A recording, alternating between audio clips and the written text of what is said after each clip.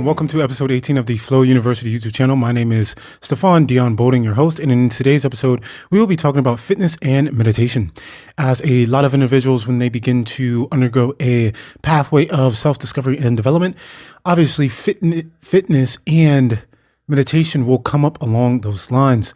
And a lot of individuals struggle with meditating. They struggle with being present and mindful for long durations of time. And as you improve your fitness, it will improve in multiple realms. And so meditation can become something that can aid you in developing in the mental, emotional, spiritual, and physical planes of existence. And so throughout this episode, I will be giving you guys helpful keys from which you'll be able to implement strategies and actionable steps that can aid in the development of your meditational practice. I hope you all enjoyed this week's episode of the Flow University YouTube channel. Let's get started. A man on a 1,000-mile walk has to forget his goal and say to himself every morning, "Today, I'm going to cover 25 miles," and then rest up and sleep. Leo Tolstoy. Going into key number 1, as we begin episode 18 of the Flow University YouTube channel, mindfulness. A lot of individuals throughout their everyday life, they are consistently thrown into chaos, and chaos surrounds them. And so we humans, as we develop throughout our lives, we are able to create small bouts of order and small bouts of understanding as we are able to slowly piece together aspects of this complex existence and reality so that we can find meaning and purpose within it and understand how to navigate within the broader world. And so we create pockets of normalcy and pockets of places where we can relate to and understand on deep levels.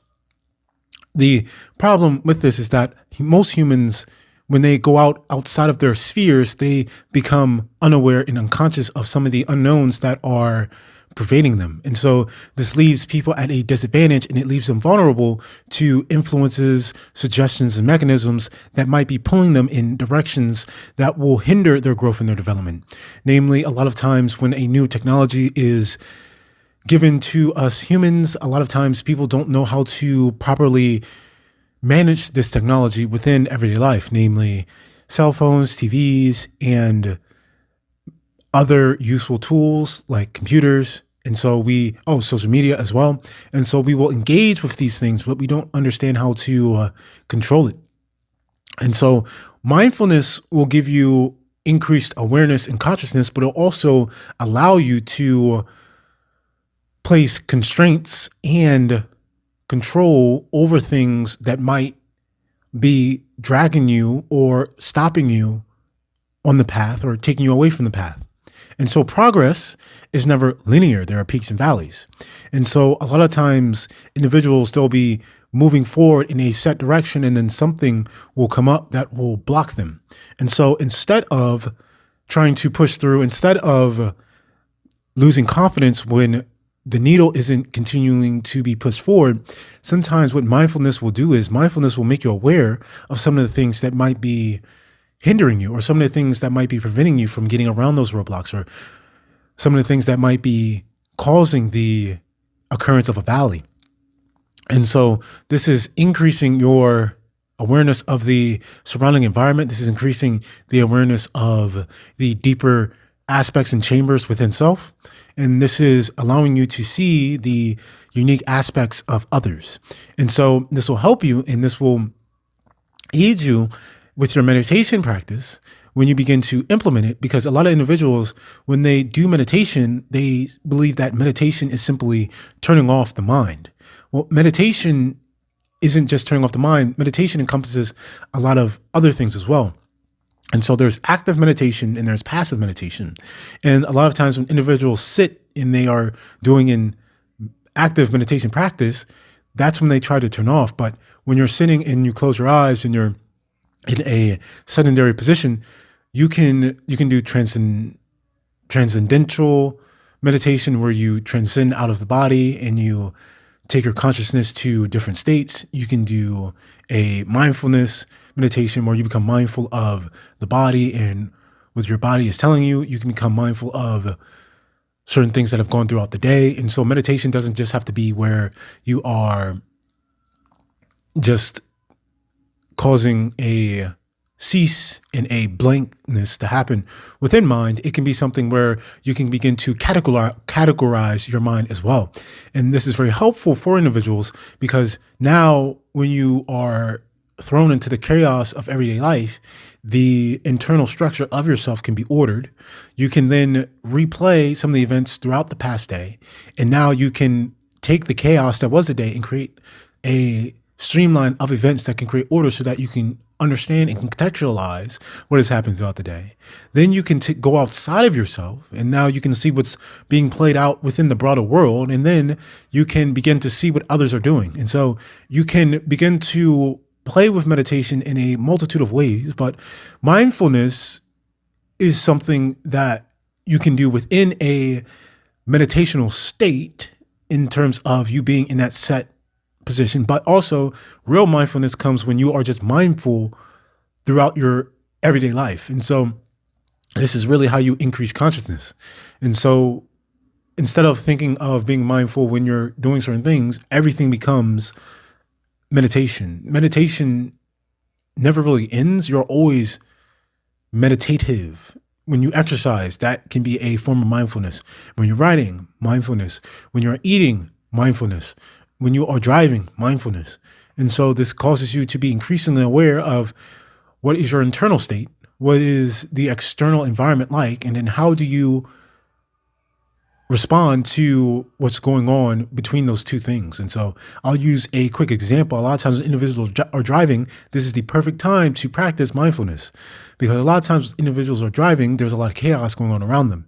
And so you see individuals, they fall into rage, they fall into anger because something happens in the external world, it then impacts their internal world, and then they give in to the first occurrence of a passion within them, and then they exclude anger and rage. And this turns into road rage. And this causes humans to engage in otherwise senseless bantering and activity. But when you become increasingly aware, when something external happens that isn't to your liking, then you're able to control and restrain some of the passions that might be coming up to the surface from the lower chakras that might be causing you to give into a action that would be an unfavorable reaction. And so this is teaching you how to respond instead of react. And so I spoke about in earlier episodes how there are different aspects of fitness. And so there's different aspects of meditation, and there are ways where you can train your mind and you can train yourself, not from a physical perspective, from a mental, emotional, and a spiritual perspective, to respond in certain ways, even if the situation is dire. And so this is allowing you to keep a clear mind, even if everything around you is falling to pieces. And so when you begin to become more mindful, then you won't give in to the first emotion that represents itself within your consciousness. You'll be able to acknowledge it. You'll be able to accept it. You'll be able to feel it. But your outward action and display will be something that is more favorable to you than something that is more negative. And so this is how you become an aid and benefit to others. This is how people who are in high stressful situations, namely the military, namely, we can even say people like pilots, we could say individuals where their job is predicated on them having others be in a place where they need them to perform at a high level. And so this is keeping yourself in check. And so by being mindful, this can even help you with your health and your wellness, because now when you are using this key throughout everyday life, now every time you put something in your mouth, you'll now become mindful of, oh, I've eaten 5 times today. And the first time I ate chips, cookies, and crackers. The second time I ate today, it was a protein bar. The third time I ate today, I went to Chipotle. The fourth time I ate today, it was just some smoothie from a Shake Shack or something. And then the fifth time I ate today was dinner at the house. I had some pasta, and then I washed it down with a soda. And so if you're trying to improve your health and your wellness, then you say, okay, now I'm mindful of what I'm eating, but now let me switch and change some of my eating habits. And now it even goes deeper than this, because now when you really become mindful of everything that is happening within you and external of you, this is how you begin to listen to your body. So this is how you can develop a deep sense of listening. And so this is how you can hear the melodies and the synchronicities and the lullabies of the universe. This is how you can really even begin to hear God. This is how you can begin to really hear and understand others. A lot of individuals, because they're not mindful, they only listen to a small compartmentalization within themselves. And so they're never able to truly hear others or things or see things. And so they stay within a narrow pocket bubble that they have crafted subconsciously within themselves. And so by becoming mindful, you expand your horizons to be able to see things that previously you would not have been able to see because you were too unaware and unawake. And so this is how you really wake up from the slumber that you have been going throughout your entire life, and you're able to slowly begin to create self-efficiency and autonomy, because now you'll become aware of things that previously you weren't aware of, especially if you're mindful. Like, let's say you're going on a mindfulness walk and you're walking down the street and you've been having knee pain, and then you suddenly realize that, oh, the shoes I've been wearing aren't very comfortable, and maybe that's aiding in some of my knee pain. And then your mindfulness increases, and now you're able to see, well, the way I walk is causing me to strike my heel on the ground in a manner that isn't aiding my knee health. And then you're able to go even deeper than that, and you say, man, I don't really stretch that much. Maybe I should stretch a little bit more. And then your mindfulness goes even deeper. You say, maybe I need to drink a little bit more water. And then your mindfulness goes even deeper and say, man, I haven't really been taking vitamins. Let me get some vitamins in me. And so mindfulness, when you become mindful throughout every single sphere and aspect of life, and it becomes active truly, then you're living life in an active meditation. It's instead of having a set time, day, and place where you pray, and religious practice is just so that people become, everything is spirit. And so the purpose of religious rituals is to reconnect us humans to our spiritual selves, our spiritual nature. And so the religious actions are supposed to then streamline into our everyday life. And so everything is supposed to become a religious practice, and then everything becomes predicated on us connecting and remembering our spiritual selves. But the problem is that religion sometimes acts like a middleman between us and spirit. And so sometimes you as an individual, you have to remember that the purpose of religion isn't for you to sit down and just listen to someone talk. The purpose of religion is for you to actually implement the strategies to reconnect with spirit and then ultimately reconnect with God and nature. And then from there, you can grow, develop, and improve yourselves, and then become a net positive to the future of the species and help the collective in remembering itself and diving into and exploring the deepest aspects of itself as the broader aspect of the cosmos does the same. And so really becoming mindful will aid you in this, because now, going back to some of the earlier episodes I've talked about, is now you can be subtle. Now you can make those small changes. Now you can change your perspective. Now you can begin to see that growth in that improvement. And this will extremely aid you guys in a lifestyle of growth and improvement. Moving on to key number 2 is presence. In a lot of humans within modern society, we have fallen into echo chambers. And because we have fallen into echo chambers, what has happened is that a lot of humans have drawn within.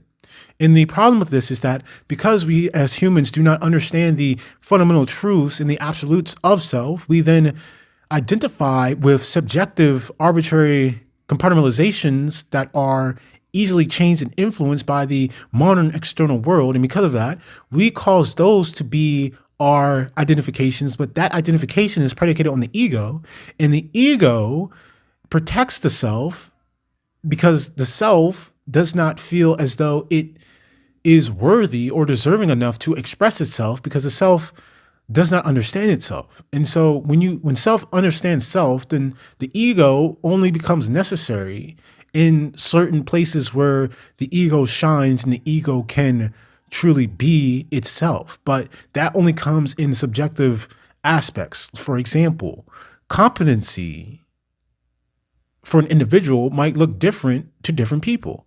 And so one person might be extremely competent and an expert at martial arts, while someone else might be an expert in bodybuilding, while another person might be an expert in world literature, while another person might be an expert in mathematics. And so the purpose of the ego is to help an individual express self. See, the ego is a vehicle for self to express itself in the external world. That's where personality comes in. But the problem is that when people misidentify ego as self, then the ego has to compartmentalize itself and draw within in certain places where the ego doesn't feel itself as being worthy enough. And so, for example, let's say you are at an NBA game, you see an NBA player. The NBA player is a master at their craft. And so the NBA player has extreme competency. But when individuals express themselves via the ego, they feel unworthy in being in the NBA player's presence because they believe that because of the subjective and hierarchical nature of modern society, that the NBA player is better than them. But in reality, they both are equal in the deepest intrinsic aspects of self, because both of them are self, expressing self through their vehicles of ego. And so essentially, when you become presence, you are just staying firm and solidifying your understanding of self, your understanding of, and self isn't your name. Like, my name is Stefan Dion Bolding, but that's just a couple of symbols in verbal articulations that my predecessors have given me. It's not who I am, right? And so it's an identification. It's a helpful marker for other people to identify me and to make it easier for them to recognize me, but that's not who I am. And so the same thing applies to you. And so a lot of individuals, they lose understanding of self because they quickly identify themselves as, oh, I was the cheerleader in high school. I was the straight A student in middle school. I was the bad boy in the 5th grade. I was the alcoholic when I was 25. I was the party animal in college. And so they identify themselves as past markers. And so they're never able to be in the present. And so when you understand self and you are able to use the ego as it was intended to be used, then you're able to form and to relate to people and to navigate in the present. And so you can never formulate or express presence if you don't live in the present. But if your ego is being formulated off of the past, then you're not living in the present. You're not excluding presence. You might be expressing arrogance or a false sense of confidence, or you might simply be insecure. And so you're actually projecting insecurity because you are formulating an ego to cover it up. But when you express the truest aspect of self, even if insecurities are made manifest, it won't change anything about how you are able to relate to others, because you see each person as a sovereign individual being living throughout this life. And so you see that person as a unique expression of life, living life, being life, and becoming more of life. And so you're able to connect with them within that way. Like right now, I still have the sty right above my right eye. Well, it's a small one. But if I identified myself as being a 25-year-old fitness nut and everything was about my physical appearance, and I only cared about how I looked and how I represented myself to others and how other people viewed me, the sty would completely crush my confidence. It would crush my ego.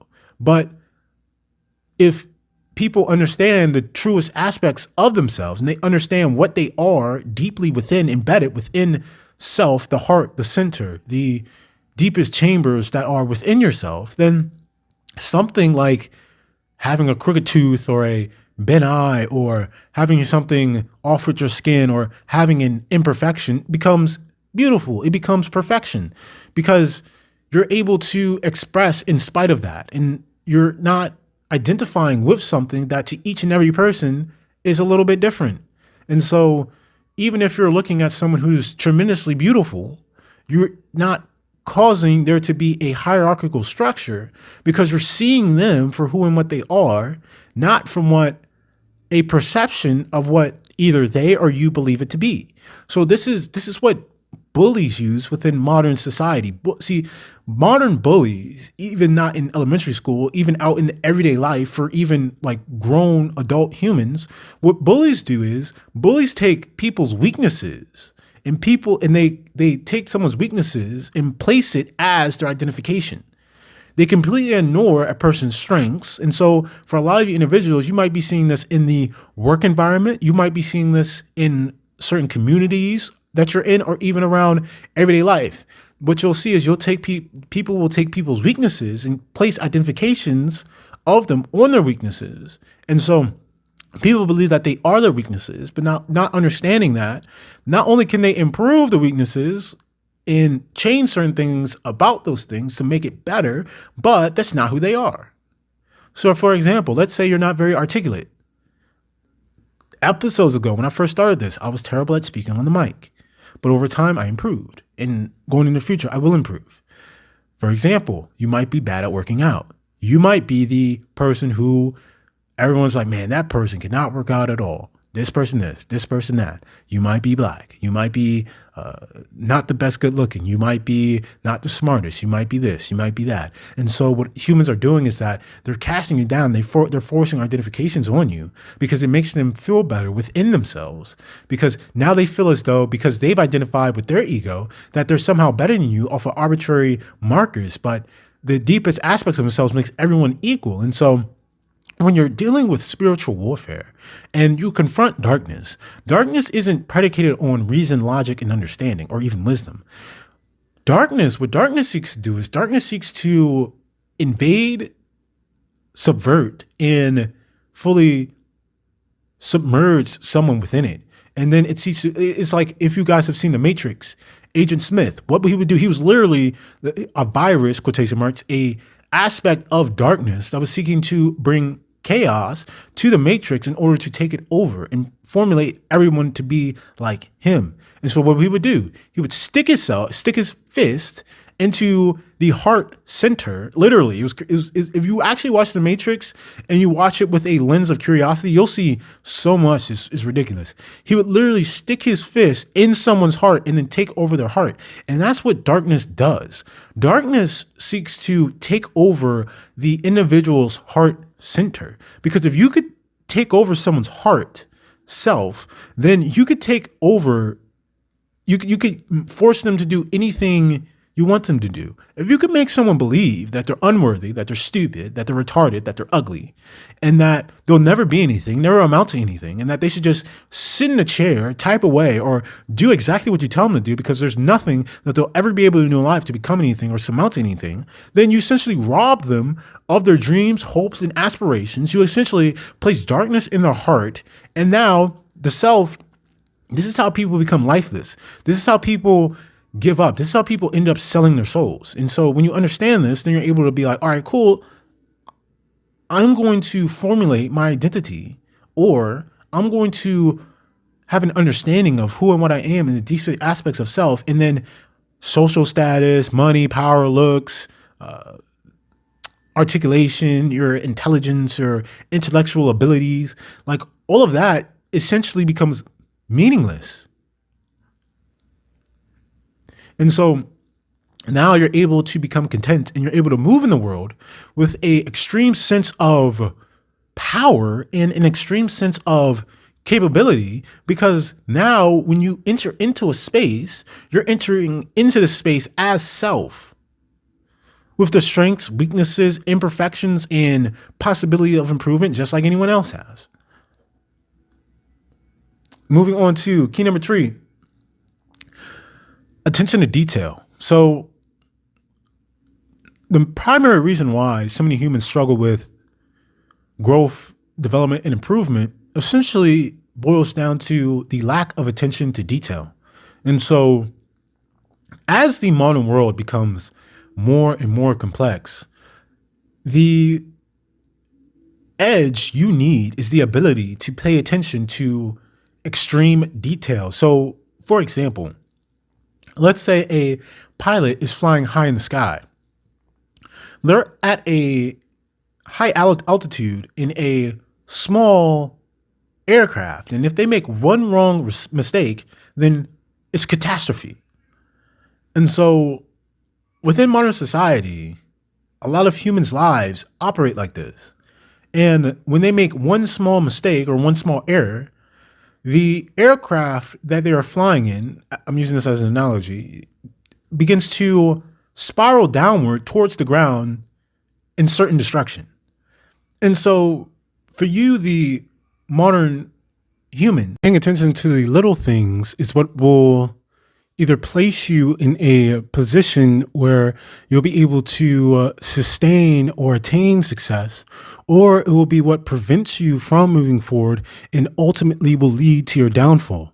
So by paying attention to some of the things that previously you thought were of little or no significance, now you'll be able to see the importance in the little things that you namely don't always worry about. For example, let's say you own a home and one day you forget to turn off the air conditioner, or let's say you leave the iron plugged in. This might seem like a small little detail, but it might lead to a tragedy that you weren't really expecting. And so a lot of times the way our lives work is that there's a lot of things that we neglect. And because we neglect these things, this thing that we have neglected now pops up to the surface when we enter into unknown situations or situations of stress or situations where now we have to perform at our max capabilities and abilities. And because we weren't paying attention to those small things, that now this is what is limiting us. And so I'm going to use a sports analogy. Let's say you're an NBA player, a basketball player, and let's say that you don't really focus on dribbling too much. And dribbling isn't something you really work too much on. And you more so focus on shooting threes and playing a little defense here and there and doing dunks and stuff. But let's say you're in a high stress situation in the game and a teammate passes you the ball and there's an open lane, but you're not too good at dribbling. And now all of a sudden you decide to go and drive the lane and you lose your handles. Well, that's because you weren't focusing on the small details in practice of making sure you have a low center of gravity, making sure you're holding the ball right, making sure that the way your hand is navigating the ball around the court is doing so in a manner that's going to help you and aid you, making sure that you stretch so that you're not tight in games and that this is limiting your ranges of motion and your movement so that you can have access to certain movement patterns so that you can get in those tiny little spaces to create opportunities to score the basketball.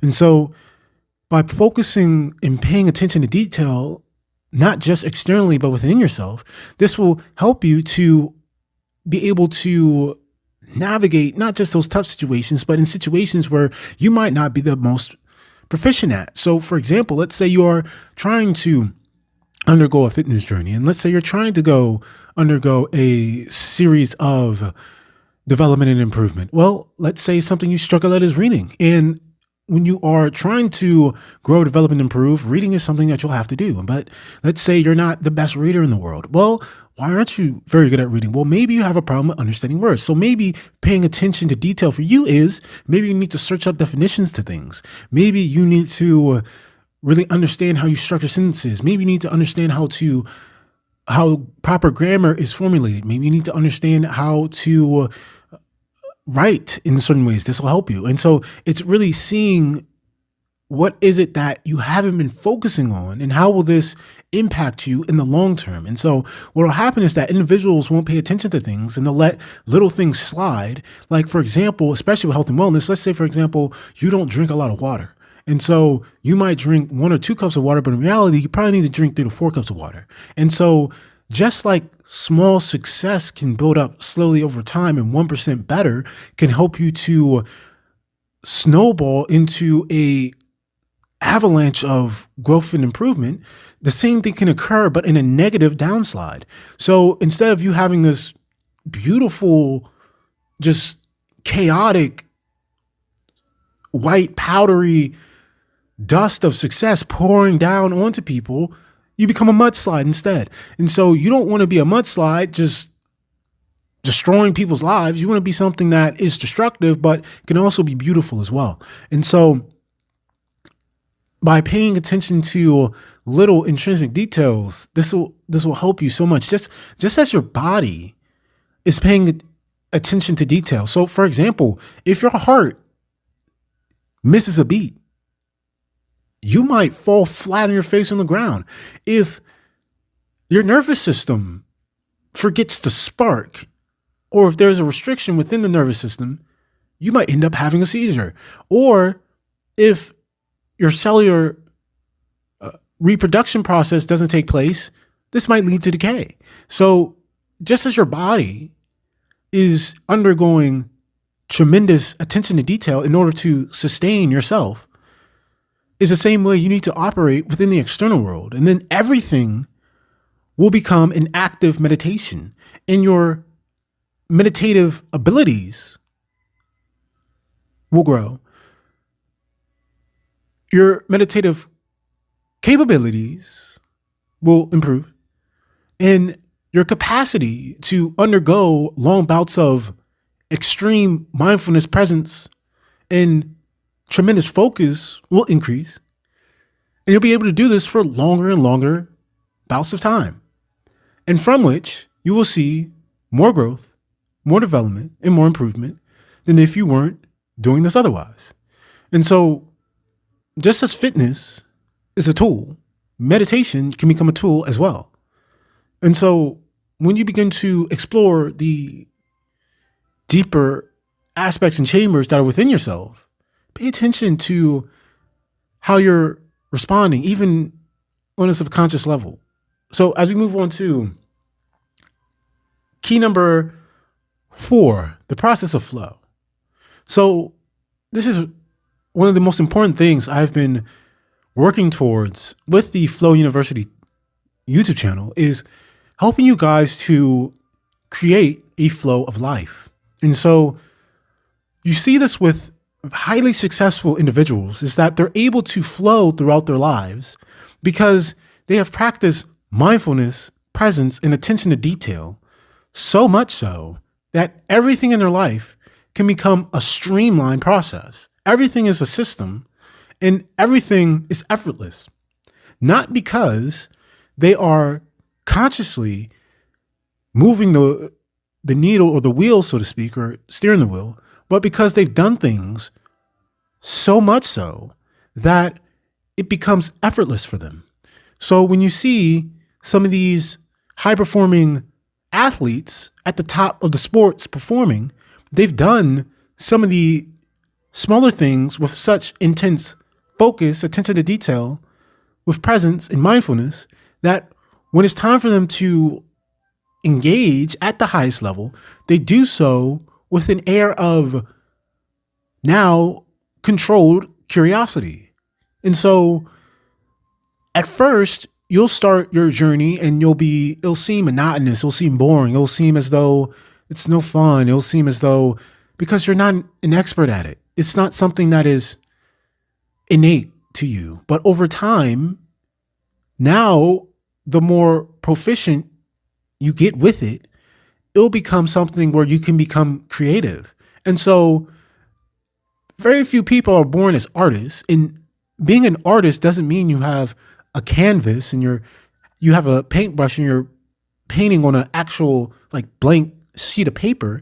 Being a real artist is you seeing the world as a canvas, as a blank slate, and you're the colorful art. And so you go out and you create artwork. And so this will happen once you reach the heights. But once you begin to work towards that, now what meditation will become is now you can become more creative with it. But until you handle the beginning aspects of it and you have that foundation and that structure, you can't get fancy with it. And so as you get more fancy with it, now you'll be able to flow in and out you'll be able to have continued remembrance. You'll be able to have long bouts of incredible presence. You'll be able to be mindful even in situations where you might not be the best at.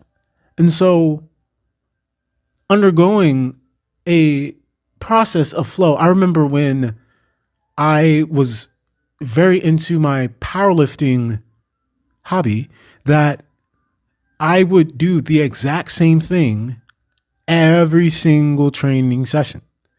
I would go to a gas station. I would get me an energy drink. I might grab some food. I would then go to the gym. I would hop on the bike for 5 minutes. I would then stretch for 5 to 15 minutes. And then I would start the rest of my training session. But what I realized was that after a while, after months and years of doing this, that when I could have been working, I could have been out with friends, or I could have been at church, or I could have been doing anything. But once I started getting ready for training, I had done the same thing so much that some of these smaller attention to detail aspects of things that I've done previously have been programmed into my subconscious that I wouldn't even think about it.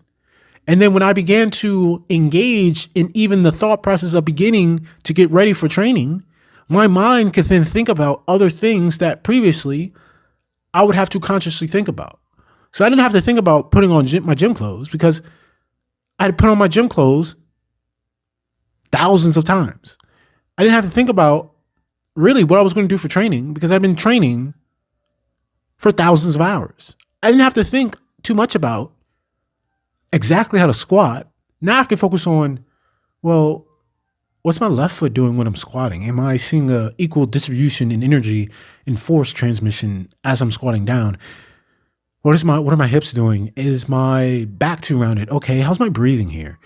Okay, what's my head doing when I'm engaging in this movement? Okay, I'm done powerlifting, but now I'm looking more forward into my training. Okay, now because I hit this, what will my body be like 3 days from now, 4 days from now, 5 days from now? What will my body be like 6 weeks from now? So this is how I won my first powerlifting competition, even my second two powerlifting competitions, is that I began to forecast the future. I began to have the ability to forecast the future because I had trained so much that my entire process of competition became flow-like, and it allowed me to get ready for and prevent certain roadblocks that would have prevented themselves if I had not previously been aware of these things, or if I was too caught up in the beginning stages of my progression in my journey. So once you get to this level,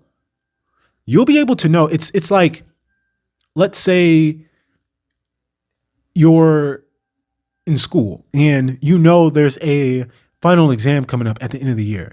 And you also know in between the final exam that in the present date that you're going to have some quizzes and some chapter tests. Well, because you know this, now you know how you should study and how you should prepare. And so you can do this in life. So let's say you are in your early 20s. Well, you know that, okay, at some point I'm going to want, probably, I don't know how, some people do, some people don't. I'm going to want a girlfriend. I'm going to want to get married. I'm going to want a house. I'm going to want to get ready for retirement. I'm going to want to invest. I'm going to want to get into the swing of my career.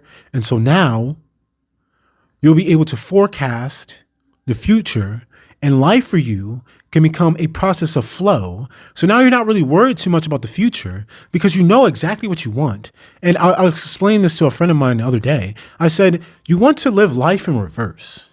You don't want to live life as a series of unfortunate events where you essentially are just going out every day and random events happen and you don't really know what to expect. And then based off the unexpected circumstances that happen to you, you then base your decisions off of that. You want to live life in reverse. And when you live life in reverse, you have a set destination, a set pathway. You have a vision.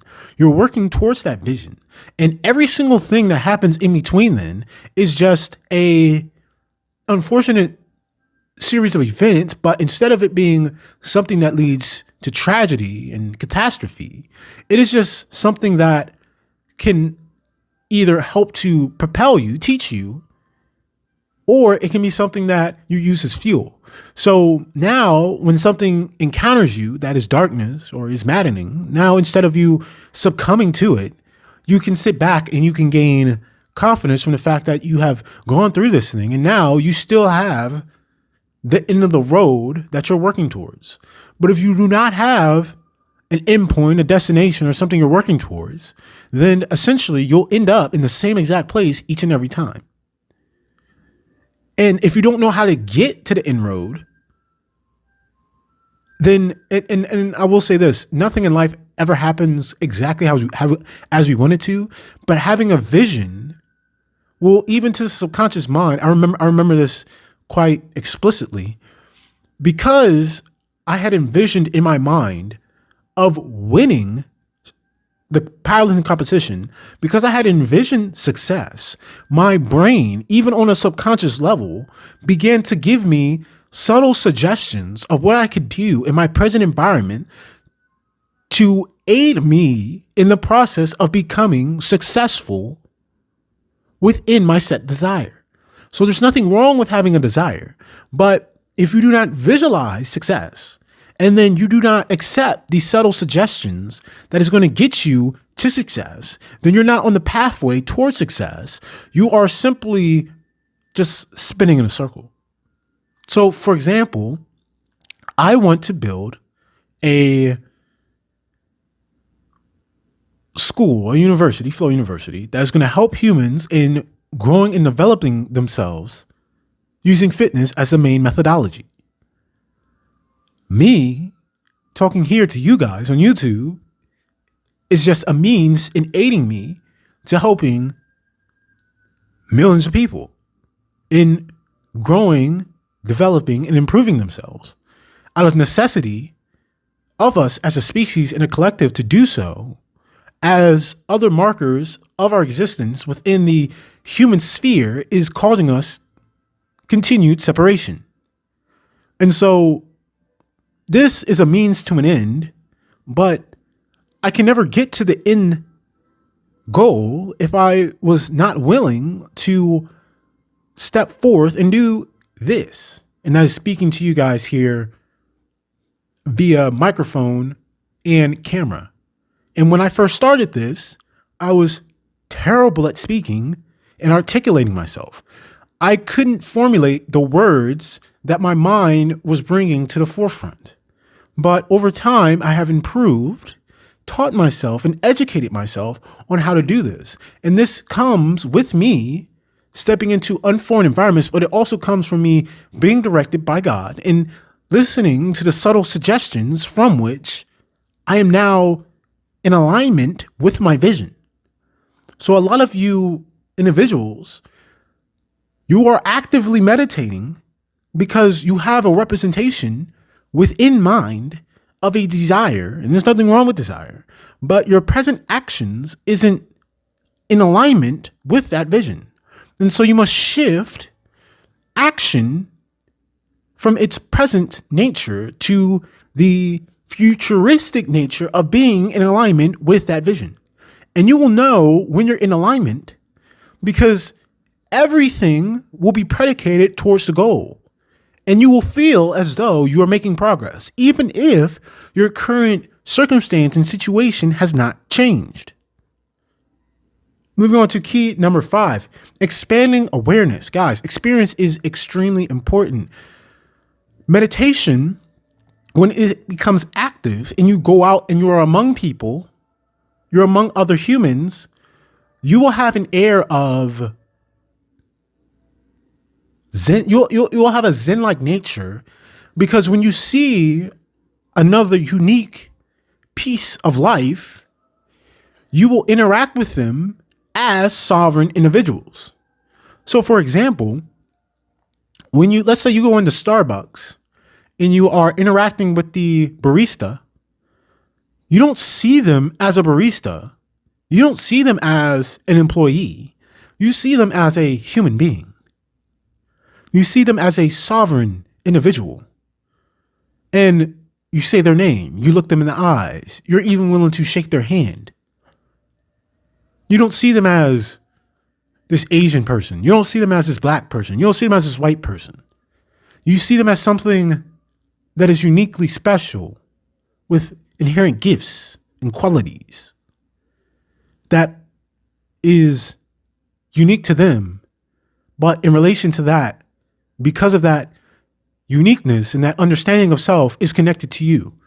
And so you're able to speak, interact, and be with everyone equally, no matter who it is and no matter where you are. And this will give you an air of, it will give you an air of being with being. You won't have to worry about having to put on a face or having to put on a mask or having to act a certain way or having to appease anyone. You'll simply be and relax and interact. Moving on to key number 6, ceasing in inner peace. Guys, some individuals are dealing with the unfortunate nature of schizophrenia, bipolar disorder, and other mental illnesses. And within their minds, they're dealing with deep, incessant aspects of self and the acceptance of others' depictions and representations of them. And for these individuals, meditation is very impactful because once you gain control and restraint, you can then hamper down and cease. And so sometimes people take being in its wrong contextualization and they try to be the person that everyone wants them to be instead of being themselves. And when you try to be everything that people want you to be, you'll never be anything. And when you can never be anything, then everything becomes chaos. And chaos will exude external of you and internally within you. And within such a state, there can be no peace. But once you can cease, this is what it means to be nothing. Because we as humans, yes, we are, but at the same time, we are not which we are not. And so it's not taking yourself too seriously. It's realizing that in the grand scheme of things, yes, you have significance within a small sphere, within a small aspect, but in the broader scope of infinity, you are really nothing. And so when you're able to embrace nothingness, then you will cease trying to be for the appeasement of others. And when you can cease trying to be something which you are not, and you can accept being nothing for a brief time, then you will have peace. Because now when you go to places or when you're with yourself, you don't have to put on a front. You don't have to act a certain way. You don't have to engage in certain actions that you really don't want to do. You can just accept who you are and acknowledge who others are and be yourself. That is all of the keys for this week's episode of the Flow University YouTube channel. My name is Stefan Dion Boning, signing off from this week's episode.